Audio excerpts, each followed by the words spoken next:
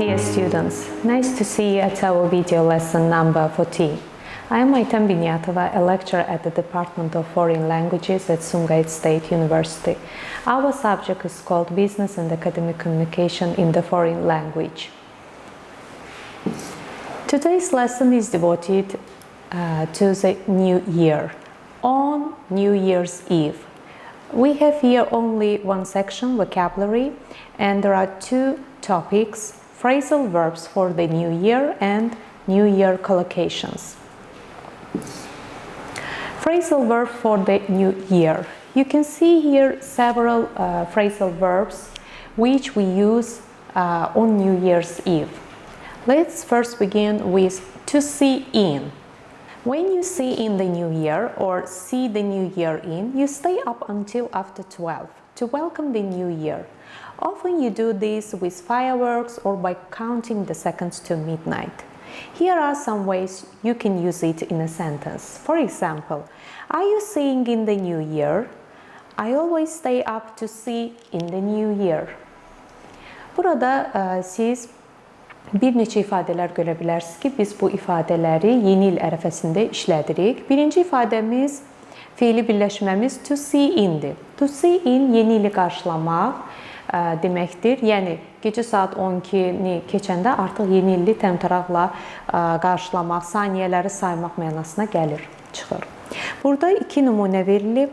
Are you seeing in the new year? Siz yeni ili qarşılayacaqsınız, yəni yeni ili qarşılamağı planlaşdırırsınız, hazırlaşırsınız.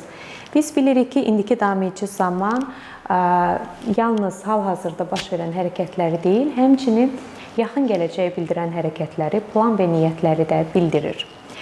The second example, I always stay up to see in the new year. Mən həmişə gecə geç saatlara qədər yeni ili qarşılamaq üçün oyaq qalıram. The second phrasal verb is to count down. When you count down the seconds, you count from 10 to nothing. For example, 10, 9, 8, 7, 6, 5, 4, 3, 2, 1. Happy New Year! Here are some ways you can use count down in a sentence. We say count down the seconds, not count the seconds down. For example, everyone in the square was counting down the seconds to midnight. We always count down the seconds and then shout Happy New Year. Bizim ikinci fiili birləşməmiz countdown fiili birləşməsidir. Countdown saniyələri saymaq deməkdir.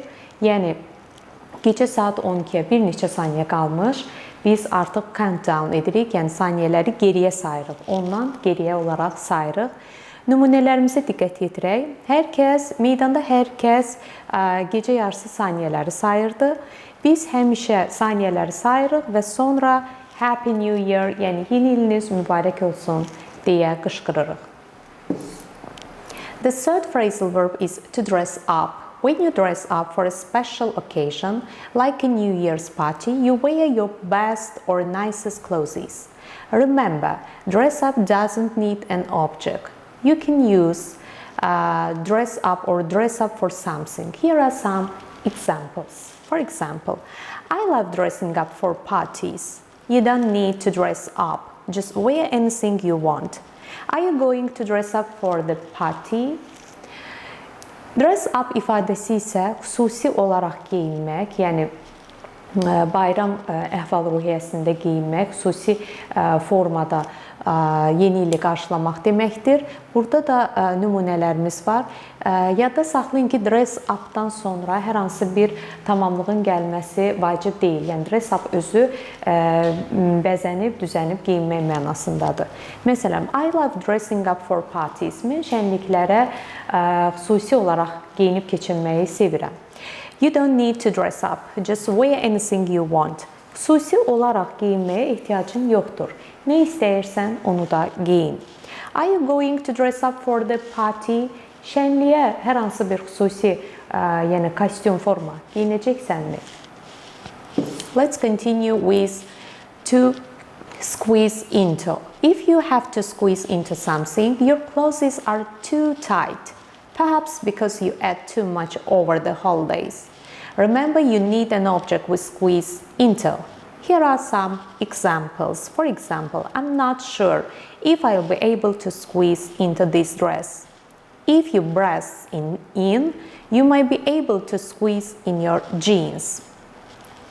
Squeeze into ifadəsi isə hər hansı bir geyimin içərisinə sığışmaq, yəni bu o anlama gəlir ki, siz bayramlarda o qədər əlavə yemisiniz ki, artıq normalda sizin əyninizə olan paltarınız artıq olmur və siz squeeze into eləyirsiniz. Yəni ki, güclə də olsa siz bu paltarı əyninizə keçirirsiniz. Burada da nümunələr var.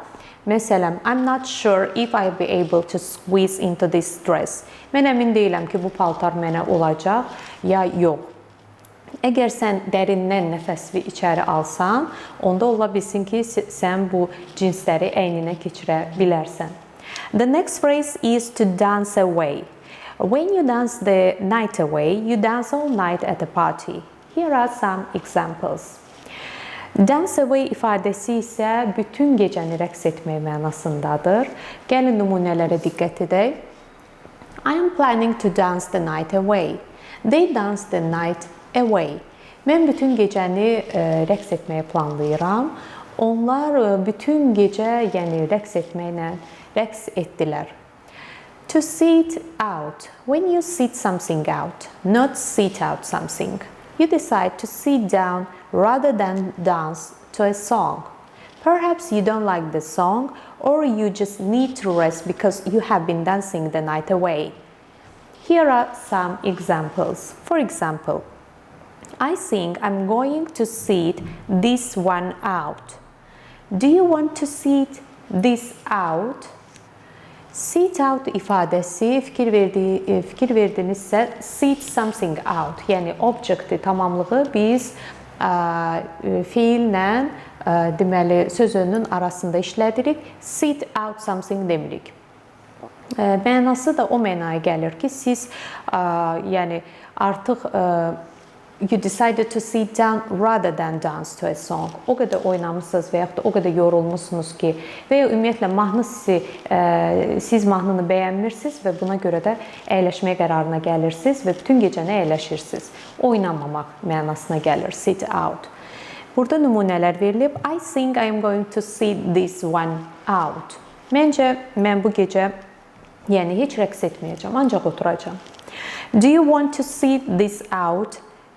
Siz bu gecə, yəni bu mahnı ilə rəqs etmək istəyirsiniz, yoxsa elə oturmaq istəyirsiniz?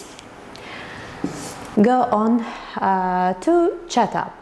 You can chat up a person or chat a person up. The up can go before or after the person. It means that you talk to someone because you like them and you want them to dance with you, or even become your girlfriend, boyfriend. Here are some examples for you. Look at him chatting up that girl over there. Why don't you chat that girl up and leave me alone? Chat up ifadəsi isə kiminləsə həddindən artıq söhbətə girişməkdir, danışmaqdır. Çünki siz bu şəxsin danışığını bəyənirsiniz və yaxud da bu şəxsin özünü bəyənirsiniz, xoşunuza gəlir. Ona görə də siz onunla chat up edirsiniz. Chat up ifadəsini həm chat a person up kimi istifadə edə bilərik, həm də chat up a person kimi istifadə edə bilərik. Yəni şəxs həm fiillə söz ön arasında işlənə bilər, həm də ümumiyyətlə chat up ifadəsindən sonra gələ bilər. Məsələn, look at him chatting up that girl over there. Ona bir baxın, orada qızla söhbət edir, danışır. Why don't you chat that girl up and leave me alone? Sən nəyə görə o birisi qızla söhbət eləmirsən? Yəni məni rahat burax, get onunla söhbət elə. To live up to. This is a three-part phrasal verb, which means you have the verb live and two particles up to. You can't separate any of the three parts. If you live up to or something lives up to another thing, it means that you meet expectations. Here are some examples. Live up to ifadəsi 3 hissədən ibarət fikir verirsə, live feili və 2 hissəcik burada var, up və to hissəciyi. Live up to o mənaya gəlir ki, siz kimdənsə, nəyisə gözləntiniz var, nəyisə gözləyirsiniz, nəyisə baş verməsini ümid edirsiniz. Gəlin nümunələrə fikir verək. Tony really lives up to his reputation as a gentleman. Tony really behaves like a gentleman. Yəni, Tony həqiqətən özünü bir gentleman kimi aparır, yəni müəyyən kişiyə məxsus xüsusiyyətləri özündə daşıyır. Yəni, biz Tony'dən bu hərəkəti gözləyirik, bu mənaya gəlir. The party didn't really live up to expectations. The party wasn't as good as we had expected. Şənlik, yəni biz gözlədiyimiz kimi olmadı. Biz şənliyi daha yaxşı gözləyirdik, yəni biz gözlədiyimiz qədər yaxşı keçmədi. To shell out. When you shell out a lot of money, it means that you pay a lot of money for something. Here are some examples. For example, they shelled out hundreds of pounds for those fireworks. They must have shelled out a lot of money to hire the DJ. Shell out ifadəsi isə pulu səpələmək, yəni pulu həddindən artıq çox xərcləmək deməkdir. Əgər siz pulu nəyəsə həddindən artıq xərcləyirsinizsə, onda shell out a lot of money ifadəsini işlədə bilərsiniz. Məsələn, they shelled out hundreds of pounds for those fireworks. Onlar o atəşfəşanlığa yüzlərlə funt sterling pul xərcləyiblər. They must have shelled out a lot of money to hire the DJ. Yəqin ki, bu DJ-in gətirmək üçün onlar çox pul xərcləyiblər. The next phrasal verb is to give up. When you give up something, you stop doing something which is bad. We often say we are going to give up something in the new year as part of our New Year's resolutions. Promises of better habits in the new year. Here are some examples. For example, he always says he will give up smoking, but he never does. I'm going to give up sugar in January. Give up ifadəsi hər hansı bir pis bir vərdişin tərk edilməsi anlamına gəlir. Əsasən yeni il ərəfəsində biz yeni ilə qədəm qoyan zaman müəyyən planlarımız olur ki, onların içərisində pis vərdişlərin atılması da ola bilər. Məsələn, he always says he will give up smoking, but he never does. O həmişə deyir ki, siqareti tərk edəcək, amma heç vaxt bunu eləmir. I'm going to give up sugar in January. Mən yanvar ayında şəkəri tərk edəcəm, yəni şəkərə son qoyacağam. Now we come to the second topic, New Year collocations. We are going to look through several of the collocations, common use collocations. For example, wrap the presents, gifts, to cover something intended as a present with attractive paper. İkinci mövzumuz isə yeni ildə istifadə etdiyimiz bir sıra ifadələr, ümumi işlətdiyimiz ifadələr var. Birinci ifadə hədiyyəni bükmək. Hədiyyəni, yəni gözəl bir şəkildə müəyyən rəngli kağızlarla və ya hər hansı bir bəzəkli bir örtüklə bükmək mənasına gəlir. Open presents, gifts. To open a box to see what's inside. Open presents, gifts və presents bunlar sinonim sözlərdir. Hər ikisi hədiyyə deməkdir. Yəni hədiyyələri açmaq. Yeni il ərəfəsində adətən uşaqlar hədiyyələri açırlar və bu ifadədən istifadə edə bilərsiniz. Eat the leftovers. To eat extra food that gets saved and eaten later. Eat the leftovers. O deməkdir ki, bayramdan qalan artıq yeməkləri yemək. Yəni, adətən bayramda süfrəni bir çox təamlarla bəzəyirik ki, daha sonra bir neçə gün o təamlar qalır və beləliklə eat the leftover ifadəsinə ehtiyac duyulur. Let's continue with have a family together. To come together with your family. Have a family together, yəni ailəlikcə bir yerə yığışmaq. Adətən bayramda biz hamımız öz ailəmizlə bir yerdə süfrə arxasında yığışırıq. Bu zamanda have a family together ifadəsi öz yerinə düşür. Exchange gifts with. To transfer the presents. Exchange gifts with hədiyyələri dəyişdirmək. Yəni mən kiməsə hədiyyə verirəm və əvəzində kimsə mənə hədiyyə verir. Şəkildən də gördüyünüz kimi hədiyyələrin dəyişdirilməsindən söhbət gedir. Veg out in front of the TV. To relax and spend time in front of the TV. Veg out in front of the TV, televizor qarşısında həddən artıq çox vaxt keçirmək. Yeni il ərəfəsində müəyyən günlər tətil verildiyinə görə bəzi insanlar televizor arxasında çox vaxt keçirirlər. Bu ifadə məhz onlara aiddir. The next is to lose weight. Become thinner or lighter. To lose weight arıqlamaqdır. Növbəti ifadəmiz gain or put on weight. Bu isə kökəlmək mənasına gəlir. To become more heavy or obese.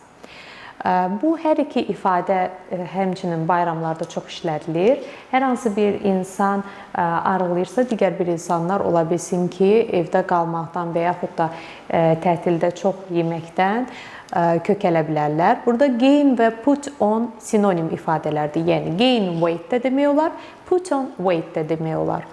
Clutter your flat. If things or people clutter a place, they feel it in an untidy way. Clutter your flat mənzilini lazımsız əşyalarla doldurmaq deməkdir.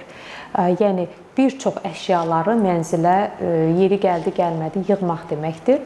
Bunun antonimi də var. Onda declutter. Declutter your flat olur. Yəni mənzili lazımsız əşyalardan təmizləmək mənasına gəlir. The next collocation is set off fireworks. To make something explode. Set of fireworks, atəş və şanlığı partlatmaq, yandırmaq, fişənglər partlatmaq mənasına gəlir. Throw a party, to organize a social gathering. Throw a party isə şənlik, yığıncaq təşkil etmək. Yəni, to have a party ilə hardasa sinonim kimi gedir. Throw a party. Go ice skating. If you go ice skating, you move about on ice wearing ice skates. This activity is also a sport. Go ice skating, buz üstü konki sürməkdir. Fikir verirsə, burada go-dan sonra to işlətmirik. Ümumiyyətlə, bu cür ifadələrdə futbol, go, məsəl üçün sport, go football, go ice skating, bu tip ifadələrdə go swimming, to sözünü işlədilmir. Burada da şəkildən gördüyünüz kimi go ice skating buz üstündə deməli konki sürmək mənasına gəlir. Go sledging, sledding. The activity of traveling across snow on a sledge. Go sledging, sledging və sledding hər ikisi eyni mənanı bildirir. Buna Azərbaycanda kirşə deyirlər, yəni rus dilində sani, kirşə ilə qar üstündə sürüşmək mənasına gəlir. Go snow tubing, allowing gravity, the snow and your tubing take you on a fun, jolly ride downhill. Go snow tubing isə qarın istiqamətində hər hansı bir əşyanın qoyulması və qarın istiqamətində və gravitasiyanın hesabına üzərində sürüşmək, aşağı sürüşmək mənasına gəlir. Go snow tubing. Go skiing isə xizək sürmək deməkdir. The sport or activity of moving over snow on skis. Ayaqlarınıza xizəyi taxırsınız, yəni uzun xizəkləri və xizək sürürsünüz. O zaman siz go skiing ifadəsindən istifadə etməlisiniz. Have friends over. Used to say that someone is coming to one's home as a guest. Bayramlarda adətən biz kimlərin evinə qonaq gedirik və yaxud da kimlərsə bizim evə gəlir. Yəni, have friends over, dostları başına yığmaq, dostları qəbul etmək. Əgər kiminsə evinə gedirsinizsə bir qonaq kimi bundan istifadə edə bilərsiniz.